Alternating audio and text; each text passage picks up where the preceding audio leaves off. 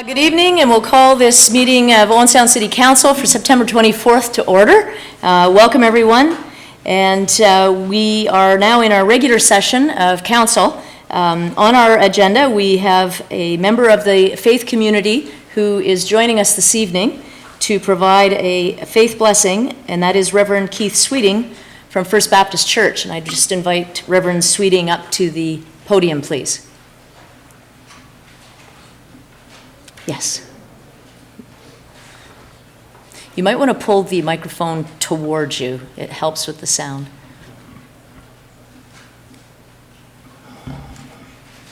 Well, I just want to express my appreciation for inviting me to be here, and it's my privilege to pray for you. Let us pray. Dear Heavenly Father, I pray for each member of the council here tonight. To each one, I pray that you would grant them the wisdom required to make often very difficult decisions. Father, we would ask that you would grant them the wisdom required because of the often enormous pressure and the public's expectations for them to lead and govern with integrity. And so, Father, I pray that you would grant them that ability to do so, and I pray in Jesus' name, amen. Thank you. We are at item number 4. Are there any additional items for tonight's agenda? Councillor Lemon. Yes, Your Worship, I will be bringing forth at that time a request for a public meeting on parking. Councillor Adair. Thank you, Your Worship. I have two items. One is about the BCK property, and the other is about the Ontario Library Act. Councillor Burton. A brief announcement about an event on October the 4th. Any other members of council? Staff? Madam Clerk. Thank you, Your Worship. There are two additional bylaws for Council's consideration this evening. The first is 2012-171, which is a bylaw to authorize the Mayor and Clerk to execute an agreement between the Corporation of the City of Owen Sound and Allen Hastings Limited respecting the exterior restoration of the CPR station, Phase 2, as per Tender 12-22. The second is number 2012-172, which is a bylaw to authorize the Mayor and Clerk to execute an extension to the agreement of purchase and sale between the Corporation of the City of Owen Sound and TAG Holdings, Inc., respecting property located at 89 Street East. Thank you very much. Are there any disclosures of pecuniary interest? Councillor Adair. Thank you, Your Worship. I'll be declaring a pecuniary interest in item 9B, a deputation by the Georgian Bay Symphony, as it's my employer. Anyone else? Councillor McManaman. Thank you, Your Worship. I declare a pecuniary interest on a matter on the in-camera agenda. Thank you. Those are noted. Confirmation of the minutes, please, from regular council meeting from September the 10th.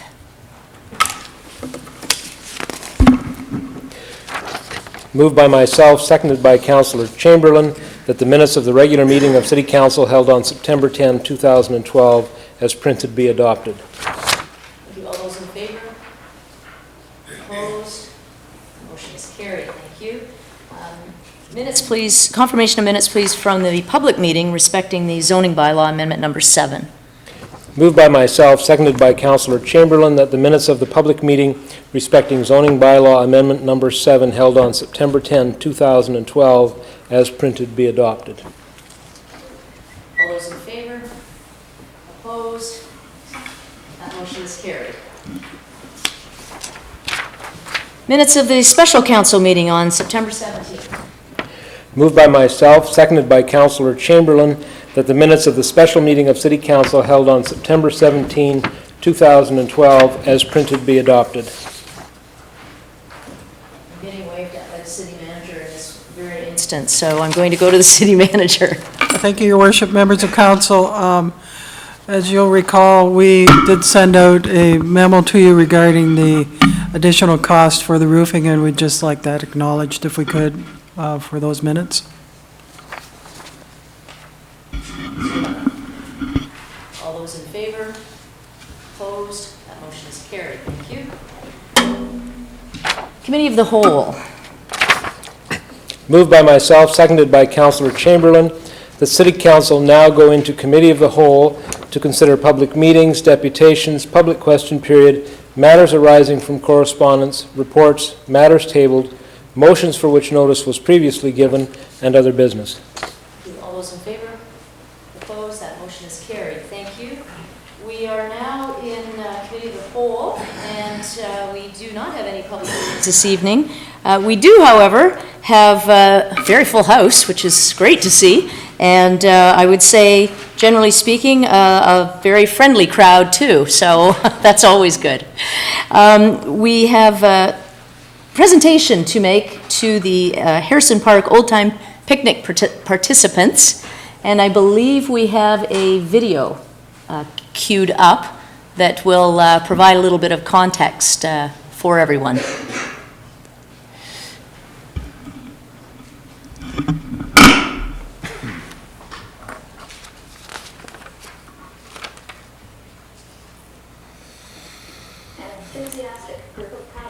Along the Sydenham River in their decorated canoes, kayaks, and paddle boats as part of the Grand Sydenham Flotilla en route to Harrison Park for its 100th birthday celebration.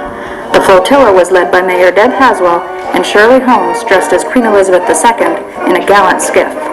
Old-time festivities, music, and family fun were all part of the birthday celebrations organized by the Friends of Harrison Park. It was a day full of reminiscing, reliving old memories, and making new ones in this cherished park in the heart of Owen Sound.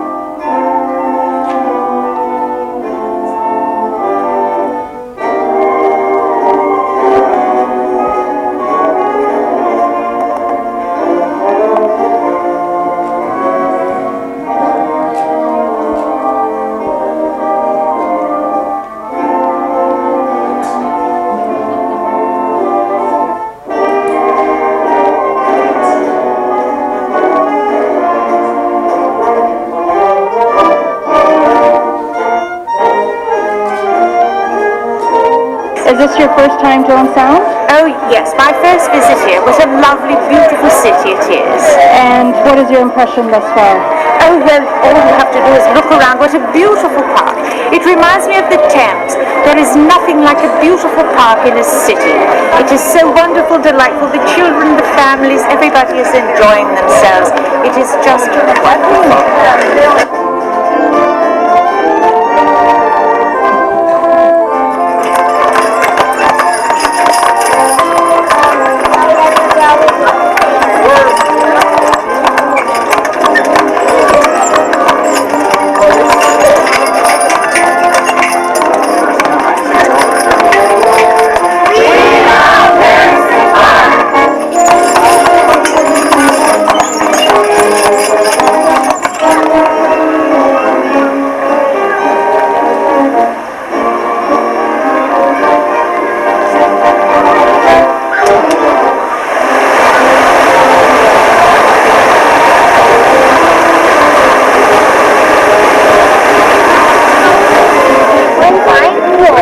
Here there's an arm, but that's a traveling arm. And that one goes in there.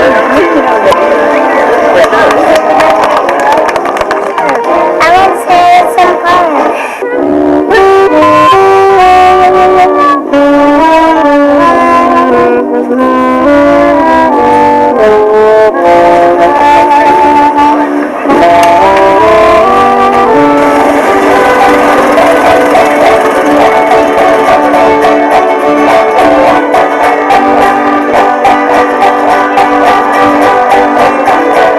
What is there of our favorite places in Owen Sound is Harrison Park. We come every day, we walk the dog, we bike, we just come down and sit on the picnic tables.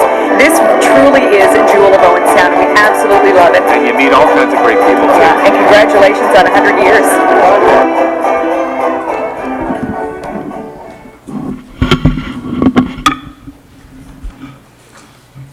You can applaud. That's fine.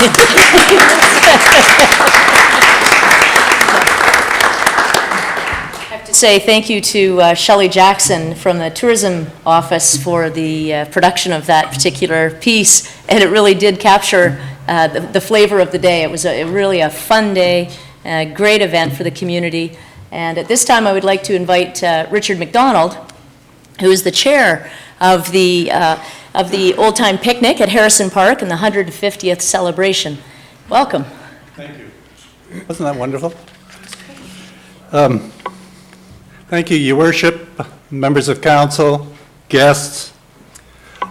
2012 was a wonderful year for community-led initiatives in our city, and it really shows how important community participation is for regeneration, community development, and community celebrations, especially when financial resources are limited. The Harrison Park 100th Anniversary Community Picnic was really one of those events. Just prior to this council meeting, the Friends of Harrison Park had the opportunity to thank all our volunteers who made the 100th anniversary such a huge success, and we were able to present everyone with certificates of appreciation. Every single one of our volunteers put in an amazing effort and are deserving of our thanks. I appreciate tonight also chance to thank the City of Owen Sound and its staff for all the support that made the picnic possible and made, as the Sun-Times put it, the event of the year. If I could get our volunteers to stand for a second. I think we have some here. I know we have a few. Very good. I just want to say thank you. We couldn't have done it without you.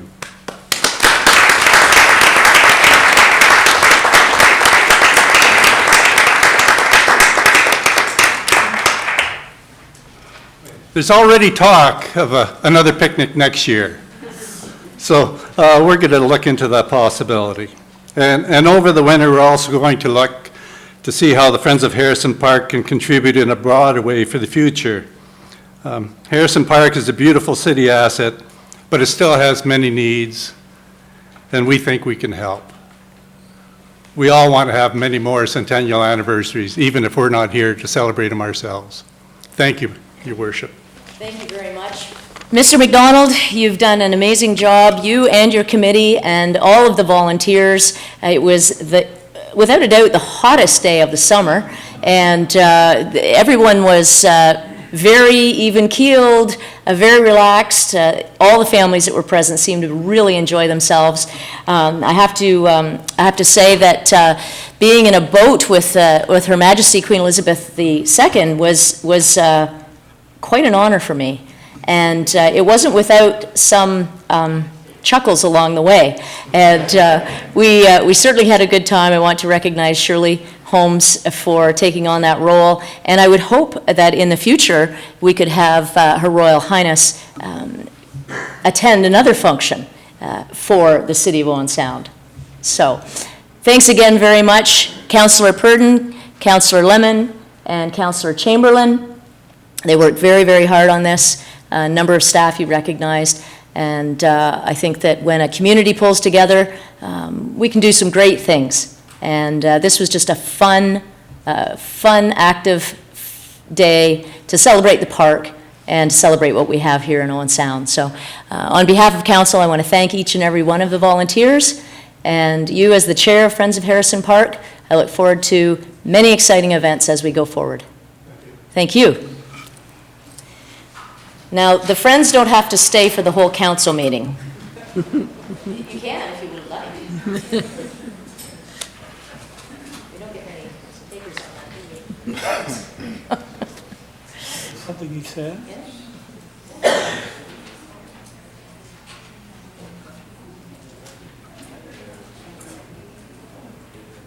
I would invite the Georgian Bay Symphony to step forward, and Councillor Dare's leaving.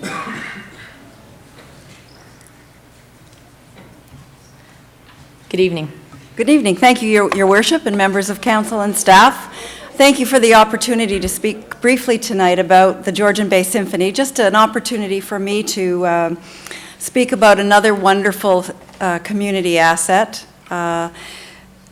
Believe it or not, this is the 41st season of the Georgian Bay Symphony, and it's amazing that a community as the size of ours has been able to sustain such a wonderful musical, cultural asset.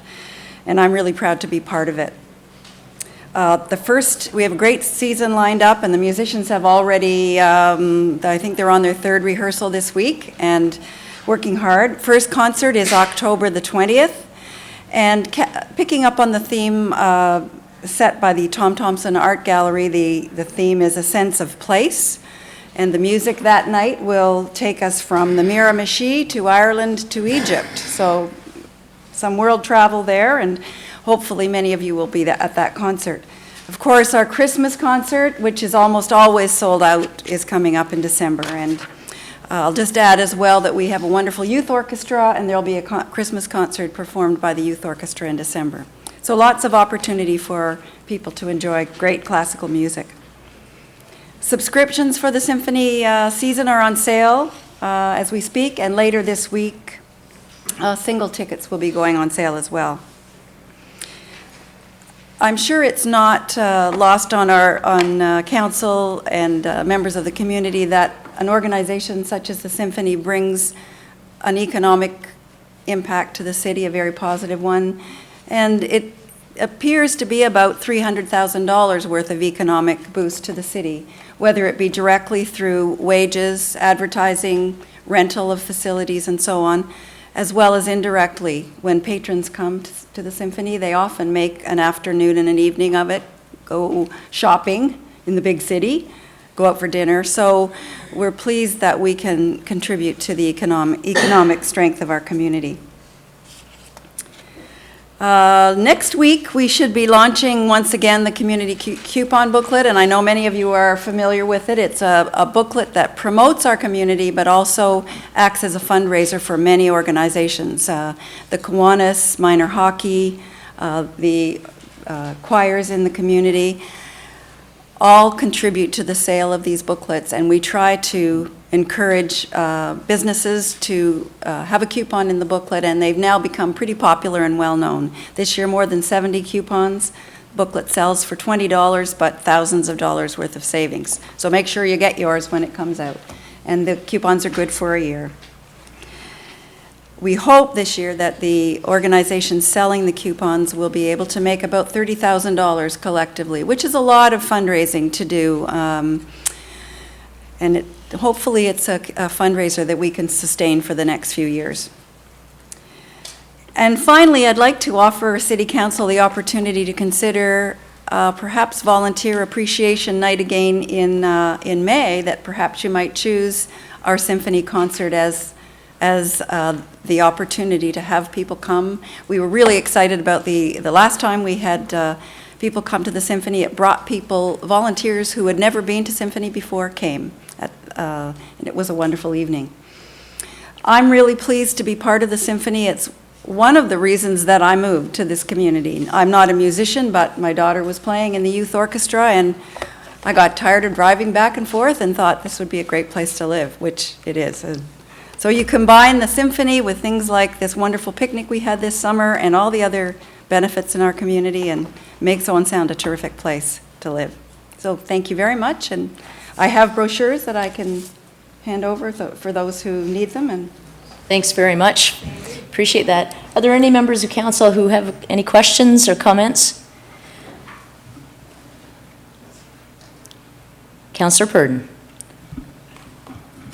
Well, I have a real bias, of course, because 3 of my 4 children played in the symphony, and I think it's important to recognize that an organization like the Symphony provides a wonderful cultural experience, but it's also an amazing learning opportunity for young people, and I think that's sometimes missed. And I'm just seeing all these young people here tonight, and hoping maybe that they will have a think about going to a symphony concert and kind of hearing classical music. My one son, he plays the cello. He's in Prince George now, and he's actually doing gigs in bars playing Bach, just so people get to know how cool Bach is. So really thank the Symphony Board of Directors for everything they do. We actually have a very much reduced ticket price for young people. So if you would like to come to the Symphony, there's a really reasonable price, and you can get tickets at the GBS office. What is just for the students that are here, do you know what that price is? There is a $5 ticket for a $5 ticket, and I believe a $15 ticket, which is quite a bit reduced in price from the regular ticket. So it's a good opportunity to go. Great date. Absolutely. Thank you so much. As someone who I listened very intently to the Goldberg variations this weekend, and in its entirety, and first time for everything.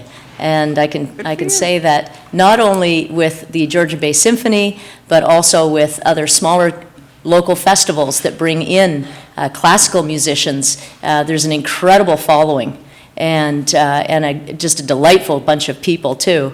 But if anyone has an opportunity to go to a Georgian Bay Symphony concert, I would encourage you to do so.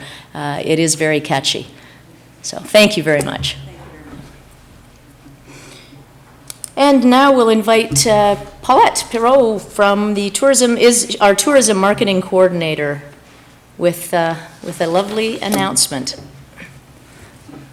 Thank you, Your Worship. I'm happy to be here to say that a couple of months ago, the World Fishing Network announced a contest for the ultimate fishing town in Ontario. And we didn't quite win, but we did very, very well. This was a contest that tourism jumped on and said, yes, we can get a lot of people interested in this. And we posted it on Twitter and Facebook and these other wonderful social media tools. And we managed to get over 2,300 votes for Owen Sound as the ultimate fishing town. And after we got the votes, we were awarded with a check to the City of Owen Sound for $2,500. And Mayor Haswell, I'd like you to present the check to Mr. Mike Prevost, who is here as president of the Sydenham Sportsmen Association. Happy to do so. Congratulations. Thank you.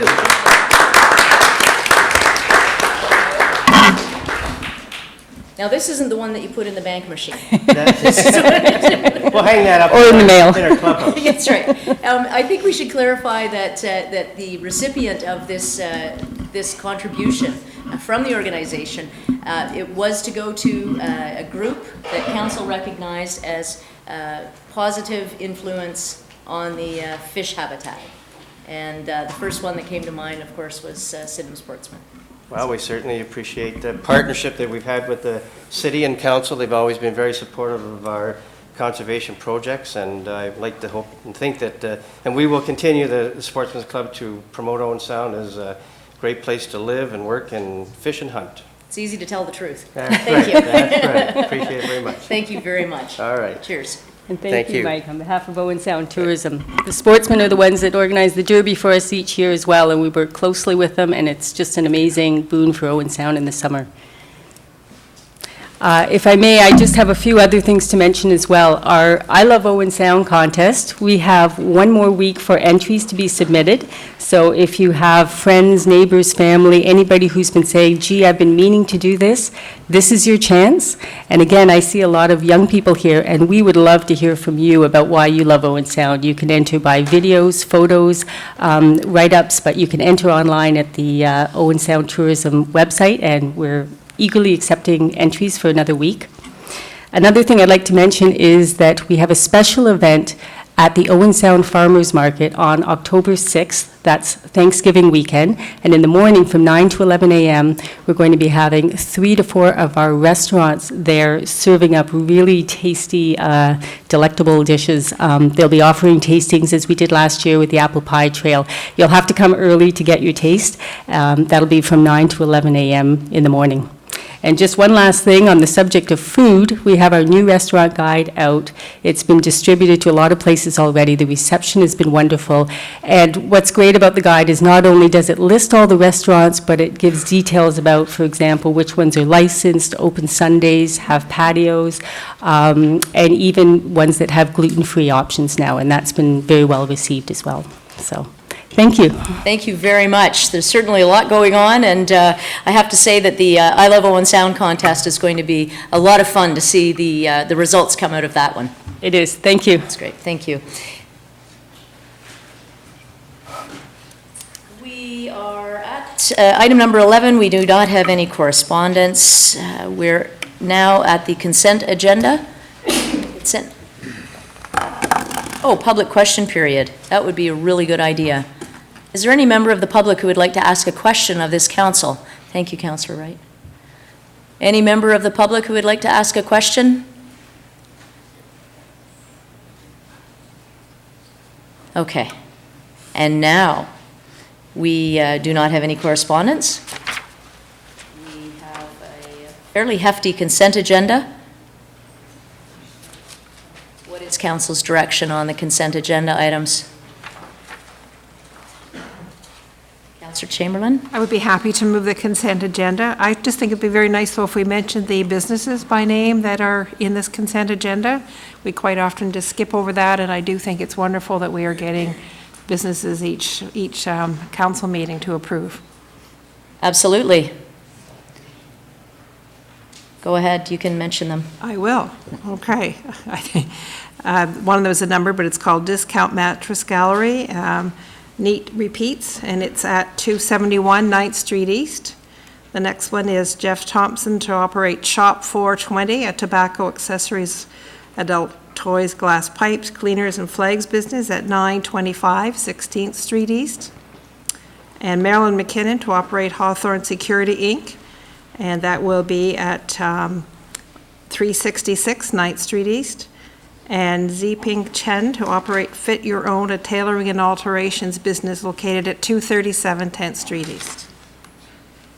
Thank you, Councillor Chamberlain. It's always good to see new businesses open in the city, and this will bring the number in the last year to about 26, I believe.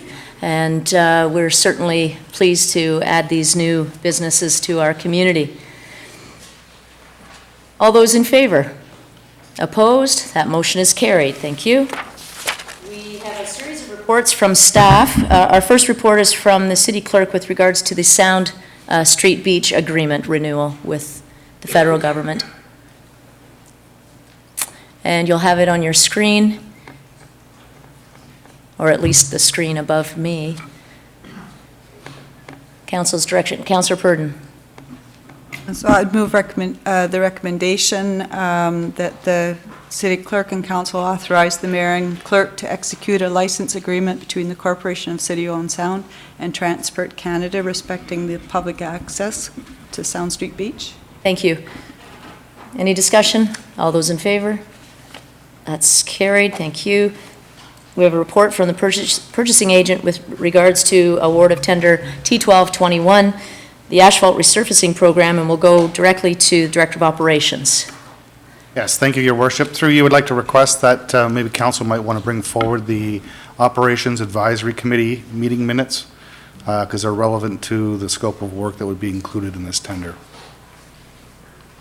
Any objections to that? Okay, we'll bring those forward at this time. We'll deal with the minutes first and follow up with this report on page 57. So to the minutes, Councillor McManaman. Thank you, Worship. I'd move those minutes, and I don't know if, I suppose that's where we discussed which streets would be resurfaced, and if I could ask the Director of Operations if he could list those 7 or 8 streets, please. Through Your Worship, the streets that are selected for resurfacing in the City of Owen Sound for 2012 include 15th Street East between 6th Avenue and 7th Avenue East, 2nd Avenue East between 12th Street East and 13th Street East, 3rd Avenue West from 9th Street West to 10th Street West, 8th Avenue East between 17th Street East and 18th Street East. 18th Street East between 5th Avenue East and 6th Avenue East. 18th Street East between 6th Avenue and 7th Avenue East. 24th Street between 5th Avenue West, 24th Street West between 5th Avenue West and 6th Avenue West. And lastly, 24th Street West, 4th Avenue West to 5th Avenue West. Thank you. Any further discussion around the minutes of Operations Advisory Committee? All those in favor?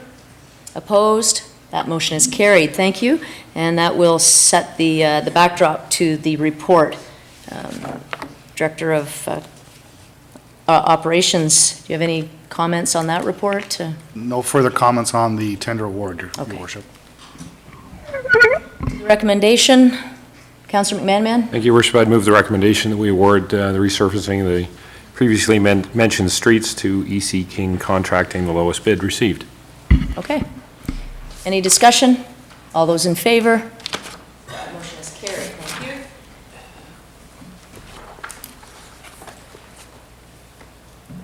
you. We have a report from the purchasing agent with regards to RFP 1202, the Kenny Drain Stormwater Management Pond and Diversion Channel. This is in terms of the retention of a consulting engineer. Council's direction on this. There is a recommendation. Councillor Wright is moving the recommendation. Yes, I will move that recommendation, Your Worship. Thank you. Any discussion? Councillor McManaman. Thank you, Your Worship. Question for the Director of Operations. This engineering work, is that for the entire length? I know there's been, it's quite a large catchment area we're talking about, a large channel. Is this engineering work for the entire project?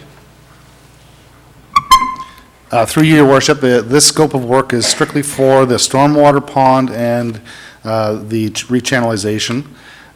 Basically, the way we're going to break up the Kenny Drain scope of work is it is a very large catchment area and a very large capital project that we'll work on over the course of the next 6 to 10 years.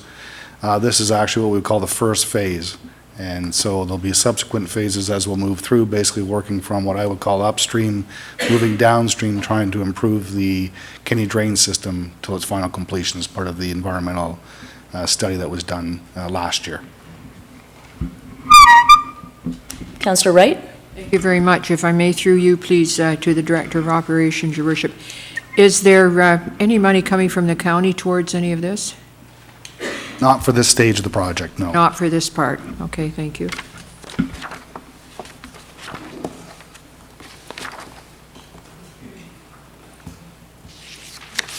Further discussion? All those in favor? Opposed? That motion is carried. Thank you. We have a report from purchasing agent with regards to tender T1222, the exterior restoration of the CPR station Phase 2.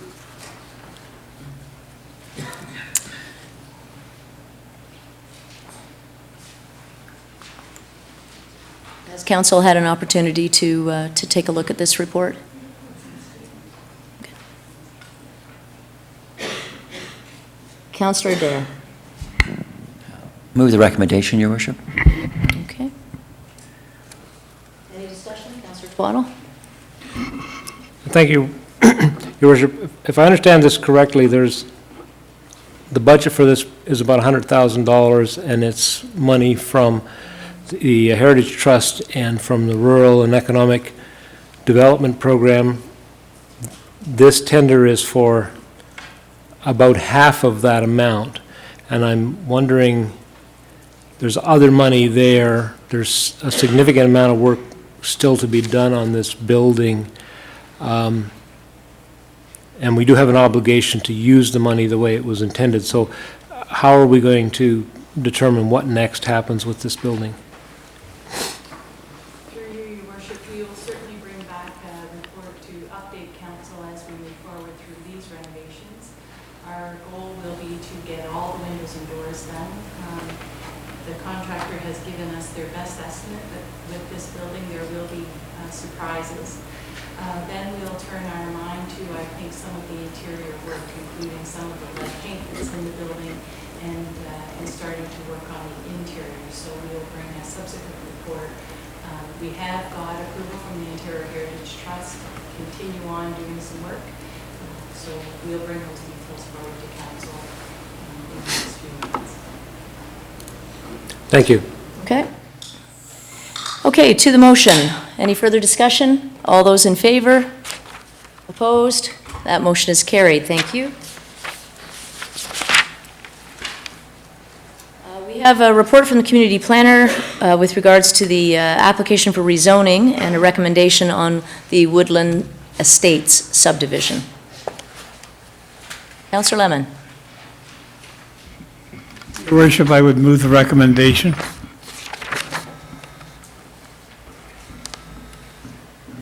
Discussion? All those in favor? Opposed? That motion is carried. Thank you.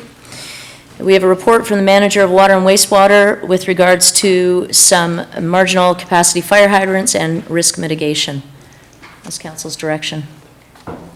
These would be two fire hydrants on Highway 6 and 10. The most southerly end of the city's water system. Oh, there we go. Councillor Lemon. A question, Your Worship. These are the ones that are outside the city limits and on the highway? Thank you. Councillor Purdon? Just had a question about why we're painting them black. Is that, how does that mitigate risk? That is a good question. I know the answer, but I'm going to let the Director of Operations respond to that. Thank you. Through your worship, the black designation designates them as not having adequate firefighting capacity pressure. So they're clearly marked so that any firefighter, if they do arrive, will know that those hydrants aren't capable of providing the fire flow capacity that's required. Is that something that's very useful? I mean, if there's a fire in the area? Definitely useful to the firefighters. As part of this process, we've also notified any of the affected residents.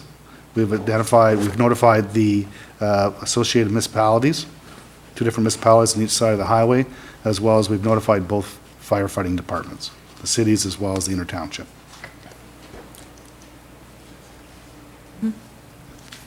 I guess the question is there a plan to bring them up to standard, or is that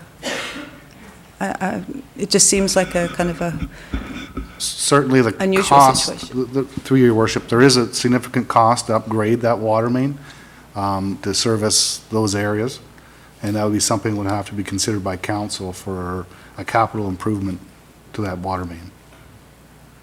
That would be something that one of our adjacent municipalities may want to approach the city to have done. Part of this is to, our due diligence is to alert the residents in that area, the businesses, and to clearly mark that the hydrants don't have capacity. And that is our responsibility that we're meeting. Okay? A motion to approve. Councillor Boddy? Thank you. All those in favor? Opposed? That motion is carried. Thank you. We have a report from the Manager of Public Works with regards to the winter roadway maintenance. I know winter isn't something we want to think about quite yet, but we've quite a few staff that have been thinking about winter for quite a number of months now. So, Director of Operations is going to provide a presentation on this, as it's fairly elaborate, and I would invite the media to pay close attention as well. Yes, thank you, Your Worship. Certainly staff have been spending some time in the last several months evaluating our winter maintenance program. When we met last fall, one of the directives that council provided to the operations department was to review our winter maintenance program to look for efficiencies as well as cost savings. We've gone through that process, and the following presentation will outline some of the key factors with respect to what changes we are proposing to council tonight for their acceptance. Difficult for, I guess, some people to see in here, but this is a table that outlines both what the level of services we have for our patrol, for our snow accumulation response, our ice accumulation response, and the level of service that we would provide with respect to sand or salt across all the city roads. Currently, or in the past, we have basically been using a principle of a maximum of 5 centimeters and responding as soon as possible. And that would include Mr. McRoberts, 5 centimeters. 5 centimeters is 2 inches. There we go. So for 5 centimeters or 2 inches, that would be a response that we'd have across the board on all city streets. That currently would exceed the minimum maintenance standards for other roads other than Class 2 and 3. Just a quick background on the Class 2 and 3 system basically defines what we would call arterial or collector roads, as well as what we would call local roads, streets, or cul-de-sacs. So the class system is 2 and 3 for arterial collector. Class 4 is your secondary roads. Then you have your Class 5, which are your local roadways, and of course your last is your cul-de-sacs, which are called Class 6.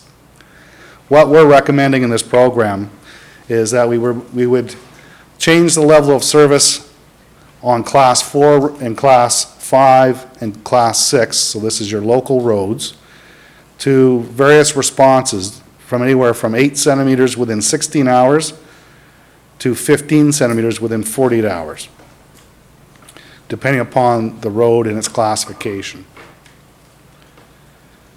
Through this process, we believe we can reduce our staff complement and maintain a level of service.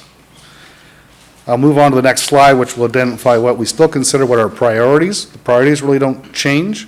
We still maintain our roadways, plowing and salting as a first priority, moving into parking lots and snow plowing, and then local sidewalk plowing and sanding, followed by snow removal and haulage, which would be if there were certain areas of the city, particularly in a heavy winter, we'll have snow accumulation on side streets and on streets at cul-de-sacs, and we'll have to go in to remove that snow because we have no more place to basically push snow. So what does this mean? It really means no changes to our arterial roads and our hills. Those will be maintained as a priority. We realize that the topography of Owen Sound has a significant impact on how we provide winter maintenance.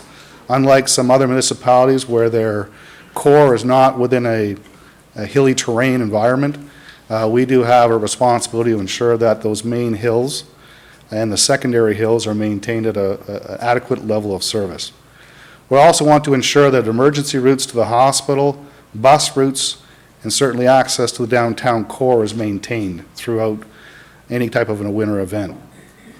What people will realize will be a difference to their local residential streets. So these are the side streets, these are the dead-end cul-de-sacs. They'll see a slower response time when it comes to winter maintenance. The other aspect that we looked at the winter maintenance program was we looked at an adjustment to the schedule. Right now, we basically have an 8 till 4 shift in the daytime, followed by a 4 till midnight shift, followed by a 12 o'clock midnight to 8 in the morning shift. Unfortunately, snow events typically occur during the wee hours of the morning. So what we all typically experience is we go to bed at night, and well, some of us experience, some people don't work those hours, but you go to bed at night and you wake up in the morning and there's a pile of snow and it's blowing outside and it's a blizzard. That's typically a response to, particularly in our area, lake effect snow that will wait till the temperatures cool down in the evening, and once it cools down enough, that's when you begin to get your lake effect. So our intent here was to move our schedule forward such that we had our largest complement of staff on at 4 a.m. till 12 p.m. Those are the hours when we need the most crews, the most equipment out on the roads. The advantage is it provides the most crew out when there's least amount of traffic, and it also enables us to be able to have those arterials, the hills, and some of the key sidewalks cleared before people begin to use the roads and start to head for work or school. We also believe this is going to provide an advantage of reducing our overtime, because in the current system right now, if a staff, our biggest complement was at coming in at 8 o'clock in the morning, And if a snowstorm came in at 4 o'clock, let's say, for example, in the morning, we would call staff in on overtime, basically to deal with that event. Under this circumstance, we'll have the largest complement of staff in to deal with that event on a regular hour time schedule. Categorization of winter events. Certainly we'll have different types of snow event. We all know what snow can do here. We can have seasons like last winter where we really didn't have much snow, but we had a lot of what we call freezing rain. But we can also have very heavy snow events that can last over several days, let alone several hours. So we'll describe, for purposes of categorization, we're sort of saying a light storm event is anything 0 to 10 centimeters or 0 to 4 inches, with freeze and thaw cycles usually over a 12-hour period. A medium snow event would be anywhere between, excuse me, between 4 and 12 inches, and would usually occur over a 12 to 24-hour period. Then, of course, we have our heavy snowfall events whereby we have greater than 30 centimeters or a foot of snow, freezing rain, or we can have, that typically will happen for a longer than greater than 24 hours. So just to give you guys an example of a sense of this type of condition might happen, let's assume we have a light condition event. This is again going back to your 10 centimeters or your 4 inches. The main priority of the crew will be to keep the arterial and collector roads clear and safe. If those light conditions continue into the morning shift, then we will immediately begin clearing sidewalks, parking lots in the downtown core while maintaining arterials and collectors. If those light conditions cease by the afternoon shift, we'll complete sidewalk and local street clearing. So basically in the afternoon, we'll have a second shift come in that will begin sort of the cleanup operations of kind of getting things back to normal. And of course, the evening shift, if there's still work required, can carry on. This level of service we're proposing does adhere to the provincial minimum maintenance standard levels. Another example is we have a heavy snowfall event. So the morning shift comes in.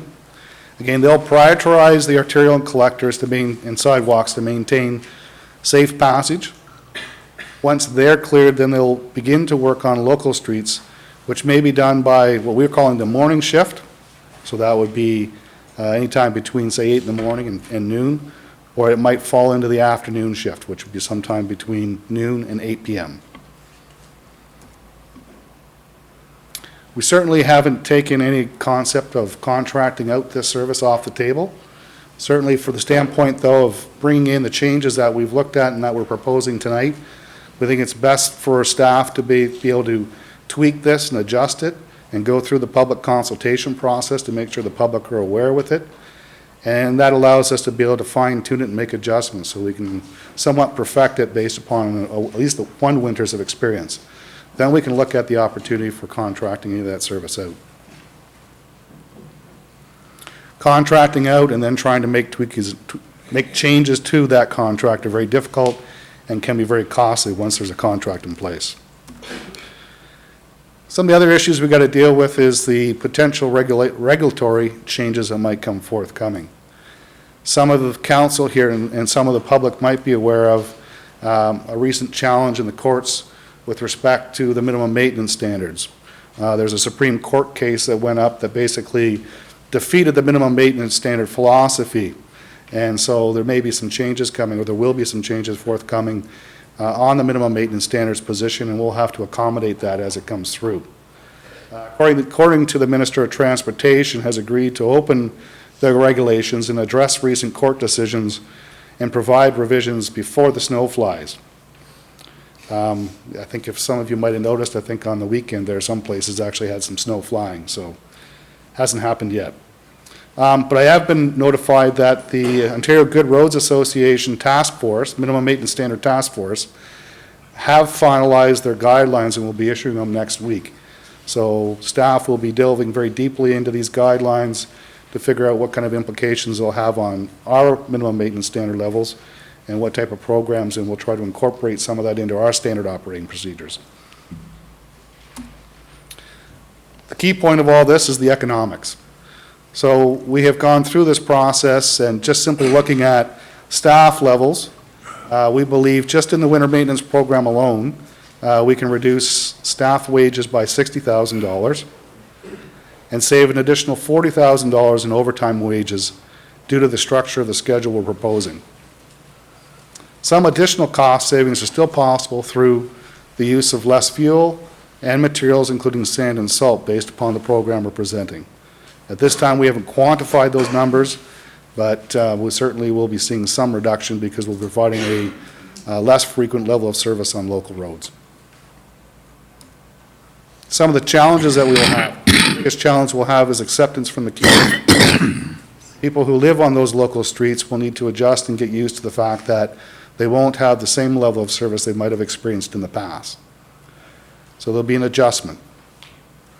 Council will have to learn and deal with the response to public questions or inquiries about what may be going on with respect to the winter maintenance program and understand it. Certainly, we're going to have to implement this by staff. My staff will have to implement this program. And then lastly, but not leastly, we'll have to make sure that the road maintenance staff buy into the program and make it work, because it needs to work, and it can work. So the next steps after this, after tonight, we'll draft a winter maintenance policy for council's approval. We'll begin education sessions to inform the public, including media sessions, media releases, and social media use. We'll have informational public meetings we're proposing to throughout the month of October. And of course, we're going to need to train our staff as to how to implement this new program. And lastly, any questions from council with respect to this program? Thanks very much, Mr. McRoberts. I'll go to Councillor Wright. Thank you very much, and I want to thank Mr. McRoberts for this report. It's an excellent report, and it's probably something that council's been looking for. I've been looking for quite a while, and I'm very happy to see it. I was going to ask you about minimum standards, but you answered all those questions. My only other question then is the county roads that run through our city. Are we intending to do the maintenance on those roads this year? Our intention is yes, that we would provide that same level of service. Right now, the county provides, they meet the minimum maintenance standards, so certainly anything we do will meet or exceed what the county would require us to do. We're just finalizing the actual agreement between the city and the county as far as maintenance of county roads within the city limits. That's good. Oh, I think it's an excellent report, Your Worship. Thank you. Thank you. Councillor Lemon? Yes, Your Worship, through you, I'm very, very pleased to see the word sound in your moving forward. I believe it's a 90-10 mix in a lot of cases.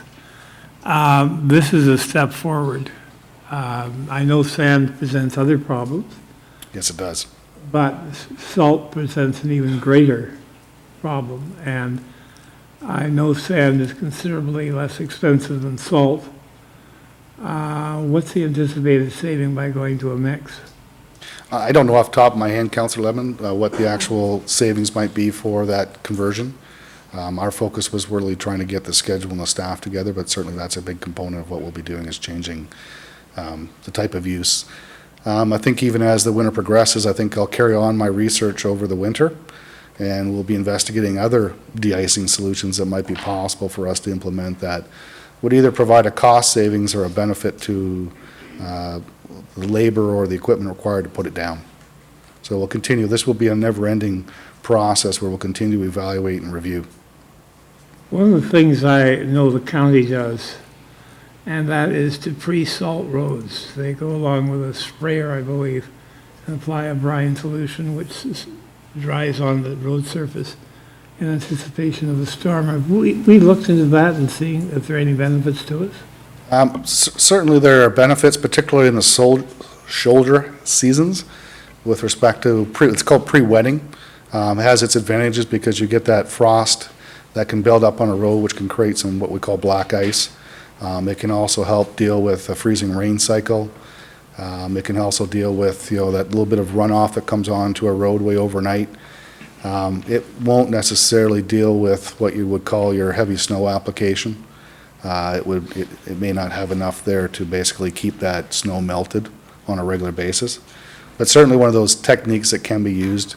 And we'll look at that. What is the advantage of it with respect to it? What are the equipment requirements with respect to it? And what payback does it provide us? Councillor Purdon? Yes, through you, Your Worship. I just had a comment to echo Councillor Lemon. Very happy to see the sand-salt mix. I think that's going to be appreciated by the trees in our city and by the cars in our city as well. I just had a question about the accumulation on those Class 5, Class 6, the smaller side streets, how that's measured, because often wind plays a factor on streets. Some areas may be almost bare and others are snowed in depending on what end of the street you live on. So that was one question, how those measurements are done. And the other question, again, with these smaller streets where there's going to be a higher accumulation before the plowing happens. Often they butt into another more heavily used street, and there's a snowbank that's created by the main arterial road that goes through, and people may not be able to get out of their street because of all of that snow. So I don't know if you've been thinking about that or if that's just too much detail right now. I think this is a really good strategy. I'm fully in support of it, but I was kind of thinking about those people on those small streets. Both very good questions. Firstly, with respect to your first question about how we measure, we would basically have a patrol that would go out on a regular basis, depending upon what's going on, how much the weather's changing. That patrol is required to go around not only to measure the air temperature, to measure the road surface temperature, but also to measure that accumulation. And we wouldn't go and look at every specific street and measure exactly what it's going to be and then say, okay, that one's ready to be plowed. We would look at it in a general sense and say, oh, we've reached that point, it's time to mobilize, and we have that time period to mobilize to do so. The key message there is that there's a certain time period people need to understand the expectation of when it might be removed, that it'll be removed within anywhere from 8 to 15 hours, that type of thing. With respect to your second question, that is certainly one issue that staff and I did discuss, is what we would call the windrow effect. Is an arterial road is basically cleared, or a collector is cleared, but when it pushes the snow up, just like everybody gets snow pushed up into their driveway, there might be a snowbank that accumulates up on local streets, and it's one of those things where we'll just have to deal with those things on a case-by-case basis where they create problems, but we can't try to clear the windrows at every spot, because then we'll sort of defeat the purpose of what we're trying to achieve. So there'll be some challenges. Possibly.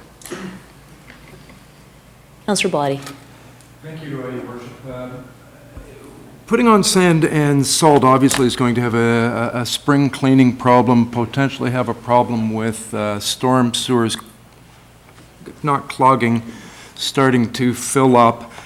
Would there be a plan to put the sand on differently than how they put the salt on?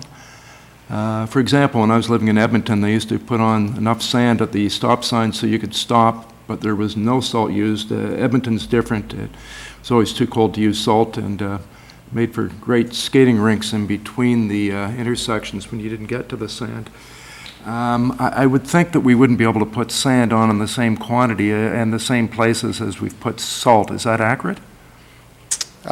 You may have to, depending upon what the circumstance of the road and what the condition of the road's in. There may be certain times when, a certain clearing of the snow, if the temperature remains cold and you can actually get some bare asphalt again, you may not be required to put on sand-salt mix. What will happen, though, is when you get in a situation where you've got temperatures warming and freezing, you might get an ice buildup on that road surface, and then you would be required to sand the entire surface. So it'll be a case-by-case basis, and will have to be a judgment based upon not only the road superintendent, but also on the patrol staff themselves. It will mean, when we start to switch to a sand-salt option, it will mean a higher level of cleanup in the spring. So a street sweeper will have a bit more of a heavier burden.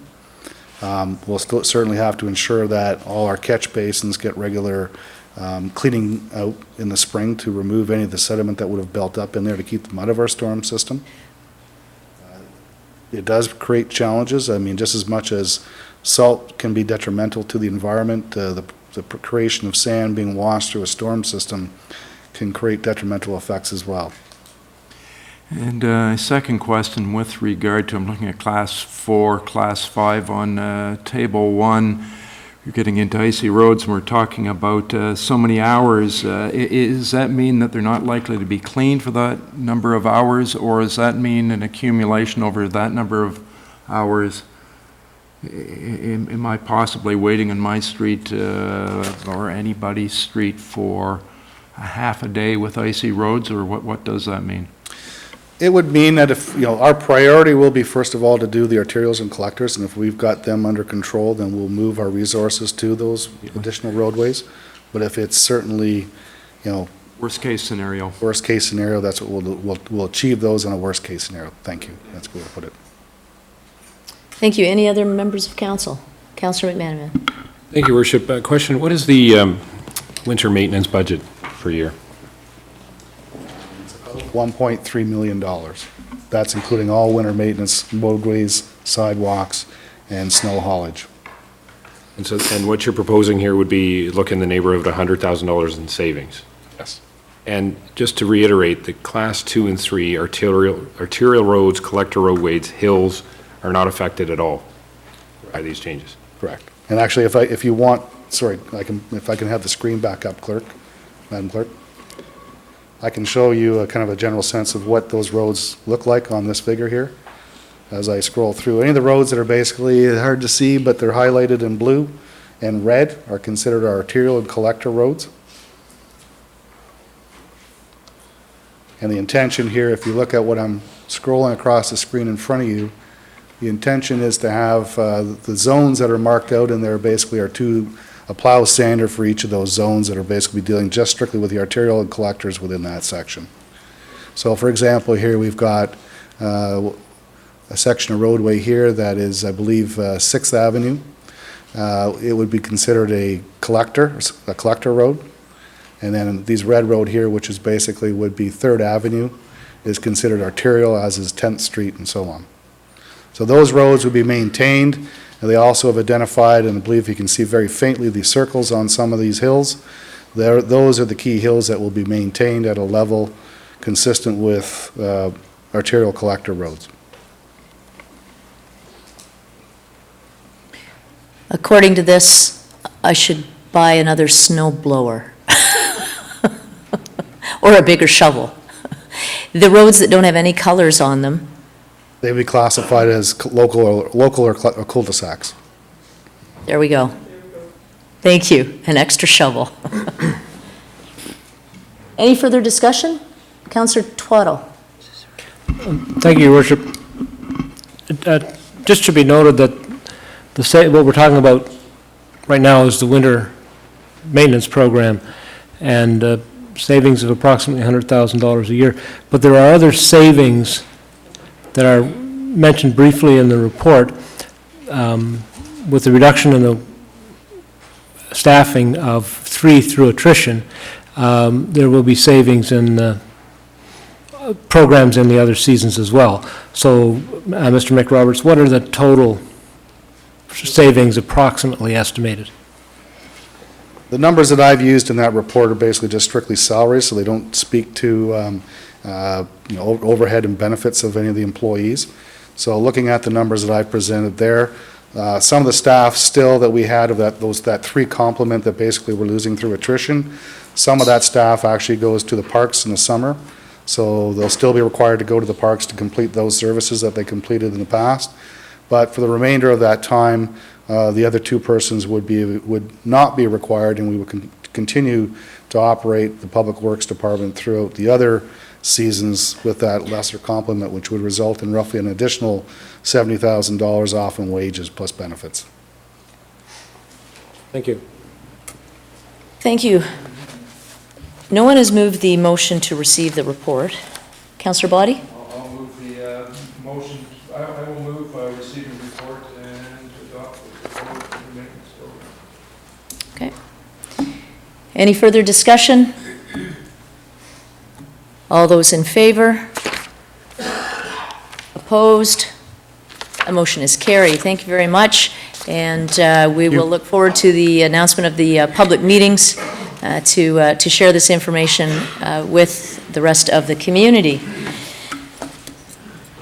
We have a report from the environmental superintendent with regard to municipal support for solar installations. You find that on page 90.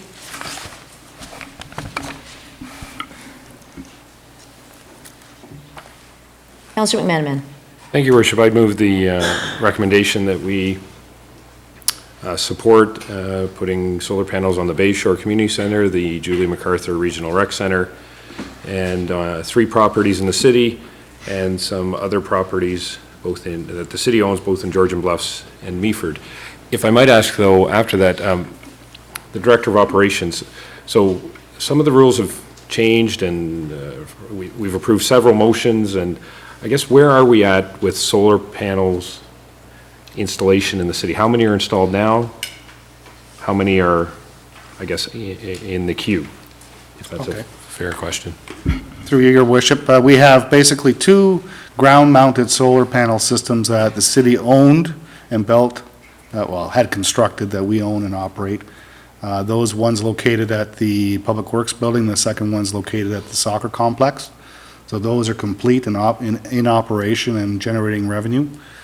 We have an existing agreement with, I believe it's Solar Sunbelt General Partnership to install solar panels on the Bayshore complex. And so that's looking at generating roughly about $16,000 per year once that's installed. We do have subsequent letters of understanding that we have in place with Solar Stream. Pardon me, I have to keep looking at these because the names are very closely related but slightly different. Solar Stream Energy Group, Green Energy Group, pardon me, where we've got roughly, though the properties that we've suggested that are in the 3 located in Owen Sound and the remainder is located in some of our properties outside of the municipality. Those look to generate each in approximately $22,000 to $35,000 per year, for a total revenue of $230,000 per year if each of those installations were to move forward and be completed.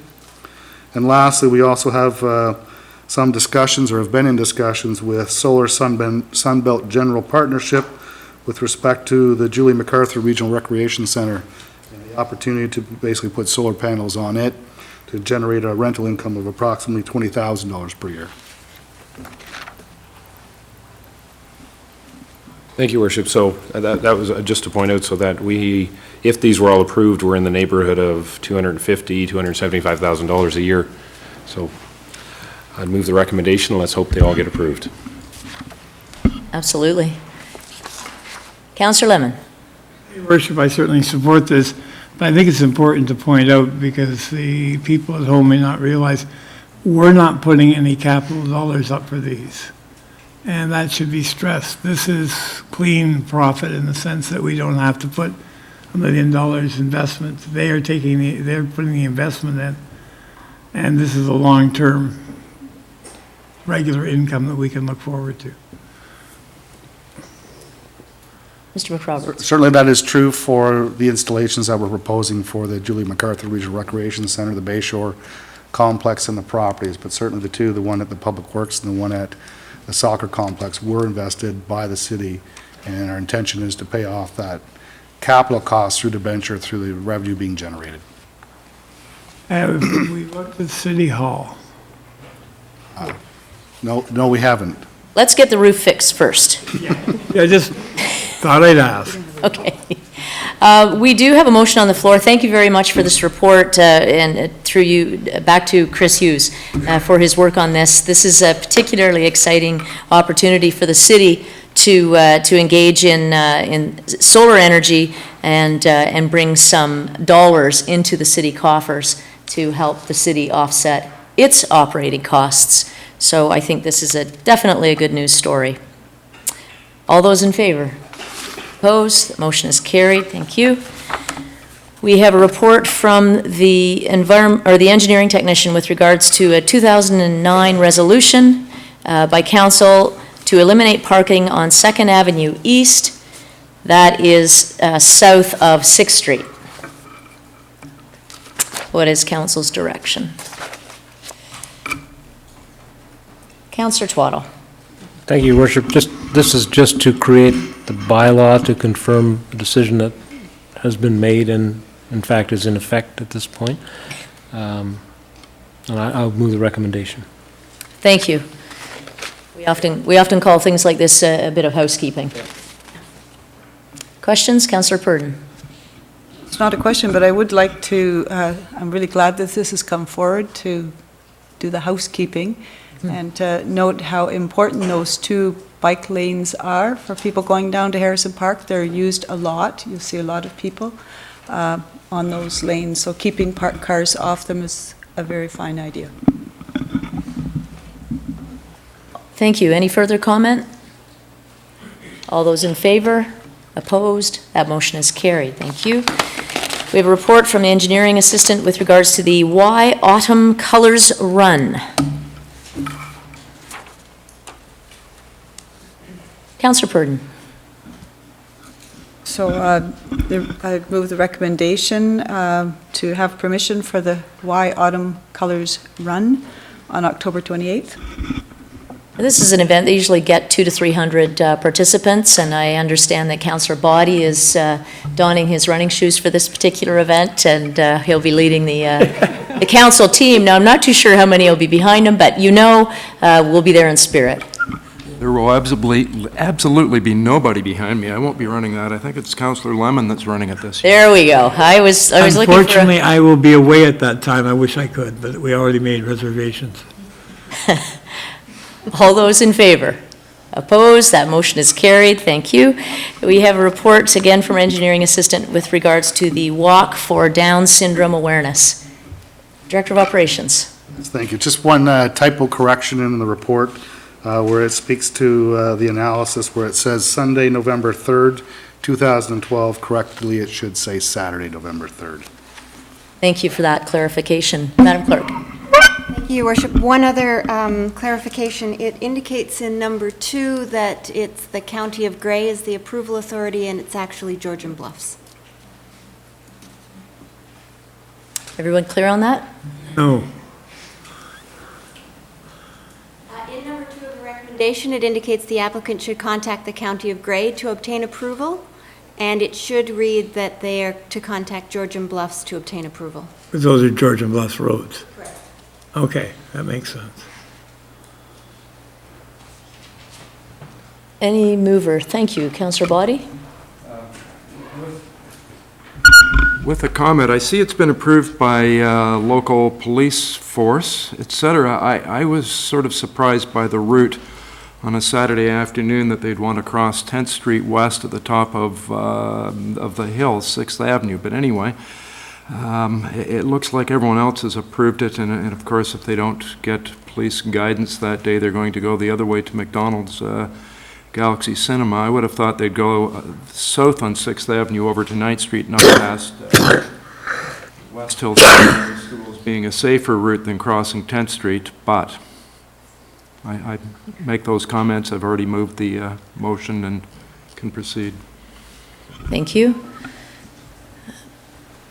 Any further discussion? All those in favor? Opposed? That motion is carried. Thank you. We have 5 sets of minutes of boards and committees for council's approval. What is council's direction? Councillor Purdon? I'd move acceptance of the minutes. Thank you. Discussion. Councillor McManaman? Worship, just a question of clarification about the council renovation minutes. It is the intention to roof over the windowed area. What's that called? Rotunda. Rotunda. To roof over that. The interior of that, though, would appear much the same as it does now. Is that the idea? The Director of Operations is ready to speak to this. Thank you. Yeah, thank you. Through your worship, I think the intention would be to finish off the surfaces within what I call the turret or the rotunda from the inside. So you essentially would see what I would call a drywall surface as opposed to a window surface. So that would be enclosed and insulated. We would leave the existing frame in place, just it would be enclosed around it. So it wouldn't be flat across, it would Correct. It would still have an opening and still have a lighting feature within it, just wouldn't be a window. Great, thank you. Okay. Any other discussion on any of the minutes that are on the table for approval? Seeing none, all those in favor? Opposed? Motion is carried. We have one set of minutes of the in-camera meeting of council.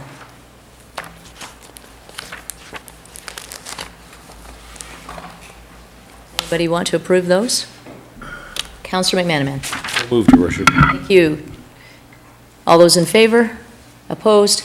Motion's carried. We're at other business. Councillor Lemon. Thank you, Your Worship. I'm passing out a thing that was in the Halliburton Forester newspaper a while ago, pointing out that when they took the meters out, business went up 20%. I just leave that for council's information.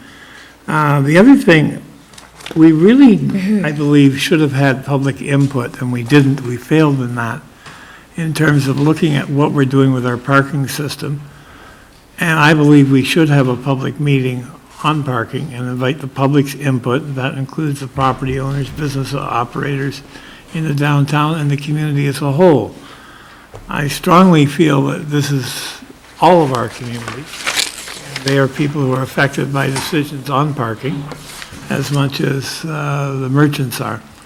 And so I'm suggesting that we host a public meeting to listen to people's concerns about the parking system and see if we can get some good suggestions that we can make the system more equitable and more responsive to community needs.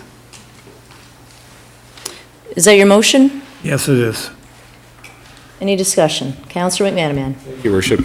I believe last meeting we unanimously, easy for me to say, passed a motion asking staff for a comprehensive report on the parking system.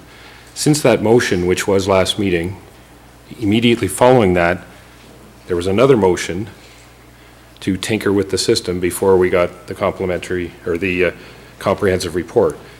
Now, the very next meeting, there's another suggestion. I would respectfully suggest this is how the system became perhaps dysfunctional in the first place. And when we get the staff comprehensive report, perhaps that might, depending on what that report might say, I don't want to prejudge it, that might be the time to discuss where we go from here. But again, now we're discussing cart before the horse again. So I won't be supporting the motion as it stands. Thank you. Point of clarification, you're suggesting there should be a public meeting possibly after that report comes in? No, I'm suggesting we should see the report and move forward from there. And perhaps that should involve a public meeting. Should the public not have a chance to comment on the report to us? I don't have any idea what the report may or may not say. So at that point, I think then we should discuss issues related to parking, not before.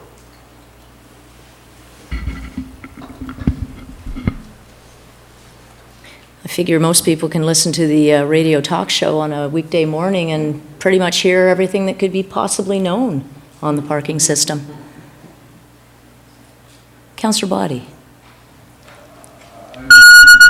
No, I was just going to make an inappropriate comment about the accuracy of some of those radio shows, so I think I will back off. It could join my inappropriate earlier comment. Any further discussion? I would ask for a vote of record. Sure. All those in favor? Oh, the clerk is going to do this, yes. Sorry. Councillor Adair? Opposed. Councillor Boddy? Opposed. Councillor Chamberlain?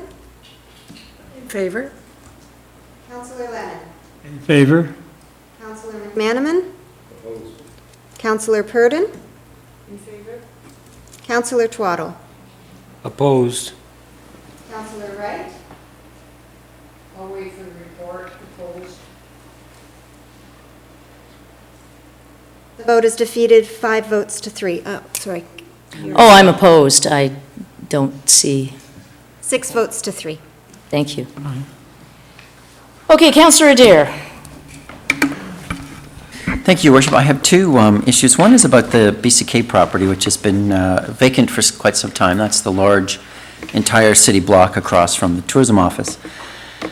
In the last couple of years, it's sort of turned into a bit of a grasslands, and that's all right. It's maintained around the outside, keeping the weeds down, but and I use the word loosely, fence that surrounds that property, and seriously, I use that term with the loosest possible interpretation of the word fence possible. It looks to me like someone who didn't know what they were doing was given the wrong tools and the wrong supplies and told to build the fence. Is there anything, and this would be perhaps to planning or the city manager, that we can do to make sure that there's a proper fence around that property? City manager. Your Worship, through to Councillor Dare, the only bylaw we have that would apply in this case, I believe, would be the property standards bylaw, and it doesn't specifically require fencing. We could certainly still have the discussion and see if we could encourage the owner to properly fence, but it would be more of an encouragement rather than applying a bylaw specifically. Well, I guess that's the answer, because it might actually look better without a fence. I'm not sure, but the fence is quite an eyesore, and I don't even see the purpose of it except to. City manager. Your Worship, if it's council's wish, I can certainly have the discussions to see what we can encourage the owner to do. Yeah, that would be. Do I need to make a motion to that effect, Your Worship? I believe that that would be a good idea. I will make a motion that we have a discussion with the owner around the issue of the fence. Councillor Burden. Just a question, historically, why was a fence erected in the first place? Is there a reason for it? There's nothing there. Your Worship, my understanding is it was to keep people off the foundations. It may be more of a liability issue for the property owner than anything else. Thank you. Further comments? Councillor Lemon. Yes, Your Worship. If memory goes back correctly, I think the property owners was required by the city to put the fence in initially when the demolition was underway. As part of the condition of demolition to keep people out of the property. But since the demolition has been over for 5 years, and there's also a construction shed there that by law enforcement has been requested to get moved, and that's been since May, and nothing's happened on that. Okay, to the motion, I have to admit that is a very unkept looking piece of property in the city. So, all those in favor? Opposed? That motion is carried. Thank you. Thank you, Your Worship. My second is around the Ontario Library Act and the motion that Council passed at our last meeting in regards to the term of office of Board of Directors. And I've been giving that some consideration and just thinking that all authority that this council has comes from provincial legislation. We don't exist except by provincial legislation. We can't collect taxes, we can't impose levies, we can't even issue dog and cat licenses without provincial authority allowing us to do that. In fact, we're not even authorized or allowed to order toilet paper unless it falls under some act giving us the authority to do that. The Ontario Library Act creates libraries and allows us to have a library and stipulate certain rules around libraries and how they operate. I'm fearful that council may have made a motion that is in contravention of both the spirit and the letter of the law, and would request that we seek a legal opinion on what parts of the Ontario Library Act we can ignore. I don't know that there are any parts, but if council wishes to ignore parts of it, we might wish to seek legal advice. The Ministry of Culture has, over the last year, made it fairly clear at different conferences and events that they are going to begin to look at municipalities and whether or not they are following the Ontario Library Act, and if not, that there is a possibility that they will discontinue the funding to libraries. So we could, in fact, lose over $40,000 worth of provincial funding to our library by not adhering to the law. I know, Your Worship, you sometimes joke that we might be sent off to municipal jail. There is no library jail, but there is there's the issue of $40-some thousand that comes from the province because we either comply or don't comply with legislation. So my motion, Your Worship, would be that we seek legal advice on the issue of the Ontario Library Act, and specifically around the issue of terms for library board members. Okay, we have a motion on the floor. Any discussion? Councillor McManaman. Thank you, Worship. I'm not sure the motion is appropriate. We had the exact same motion last meeting and it was defeated. I asked to table the motion and seek further advice on the successor clause, and that was defeated. So I'm not sure how this motion's any different. This is a new motion in a new meeting. You can bring in subsequent motions. If you wanted to do it every week, you could. Good. I look forward to supporting this, as I did last week. And if it doesn't work, we'll try it again next week, I guess. Any further discussion to the motion? All those in favor? Opposed? That motion is carried. Oh, we had Councillor, you're opposed? Yes. Councillor Lemon, Councillor Purdon, and Councillor Twaddle are opposed. That motion is carried. Thank you. Those were both of your items, Councillor. Councillor Purdon, another additional item. Yes, very briefly. On October 4th, there will be a vigil to remember over 500 missing Aboriginal women in Canada. And just like everyone in council and also the public, to take a minute to remember the Sisters in Spirit. This is an issue that is of great concern to all people, I think, in Canada, that 585 Aboriginal women have been murdered or are missing. And that'll be 6:30 at the new band shell. There's a vigil there across from the library. It'll be followed up by the Take Back the Night March, which will be heading up from there to celebrate safe streets for everyone. Forward to seeing everyone there. There were no other, City Manager, Ms. Corsi. Thank you, Your Worship. I do ask Council to consider passing a resolution regarding TAG at 80th 9th Street East. That was discussed previously in our in-camera session.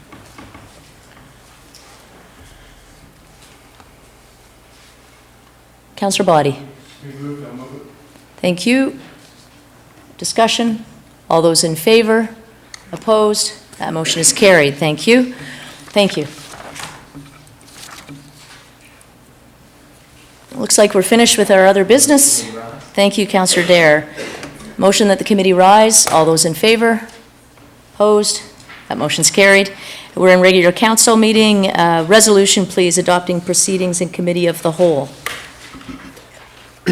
Moved by myself, seconded by Councillor Chamberlain, that the action taken in Committee of the Whole in considering public meetings, deputations, public question period, matters arising from correspondence, reports, matters tabled, motions for which notice was previously given, and other business be hereby confirmed by this council.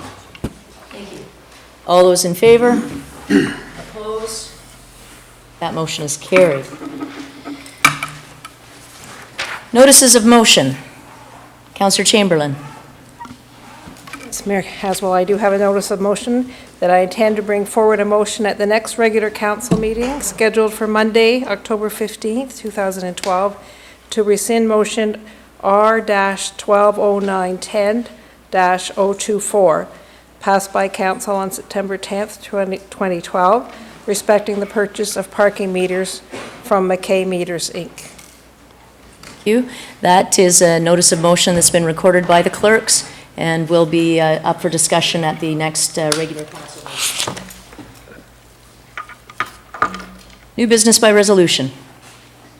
Bylaws, please.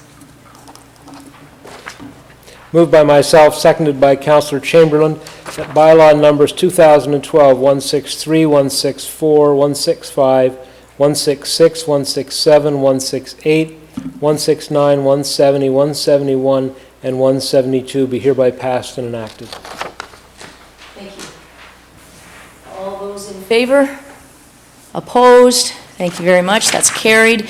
And before we adjourn, I would just like to acknowledge all the students from the Police Foundations course at Georgian College for attending this evening. I know you were only staying till 9, but council worked hard tonight, and we got you out here at 8:30. So enjoy the rest of your evening, and good luck in your studies this year. We're adjourned.